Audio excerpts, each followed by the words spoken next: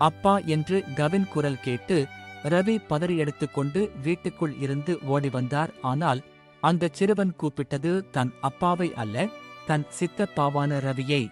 அதை பார்த்து அங்கிருந்தவர்கள் சிலர், டேய், இவர் உன் அப்பா இல்லை, உன் சித்தப்பாடா என்று கிண்டலாகச் சிரித்தார்கள்.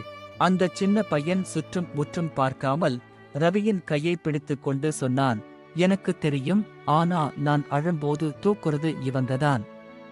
நான் சிரிக்கணும்னு ஆசைப்படுறதும் இவங்கதான். எனக்கு இவங்களும் அப்பாதான். அந்த வார்த்தையைக் கேட்டு ரவியின் கண்கள் கலங்கிவிட்டன. கவினின் அப்பா வெளிநாட்டில் வேலை பார்த்துக் கொண்டிருந்தார். மாதம் மாதம் தவறாமல் பணம் அனுப்பிவிடுவார். ஆனால் ஒரு குழந்தைக்கு பணத்தை விட அருகில் இருக்கும் அப்பாவின் பாசம்தான் அதிகம் தேவை என்பதை அந்தச் சிறுவன் உணர்ந்திருந்தான்.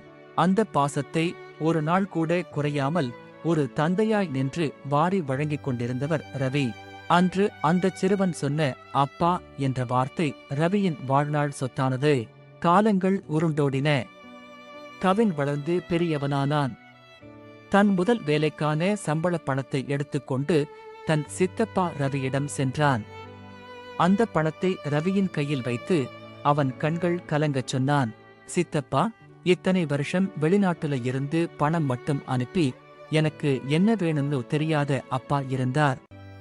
ஆனா நான் அழும்போது தோள் கொடுத்து, நான் சிரிக்கணும்னு ஆசைப்பட்டு எனக்கு பாசத்தை உயிராய் கொடுத்து நீங்கதான் எனக்கு நிஜமான அப்பா. ரவி அழுதார். அன்று கிண்டல் செய்தவர்கள் மௌனமானார்கள்.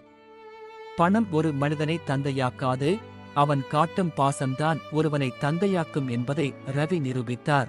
சித்தப்பாவும் இன்னொரு அப்பாதானே. பிடித்திருந்தால் லைக் பண்ணுங்க ஃப்ரெண்ட்ஸ்.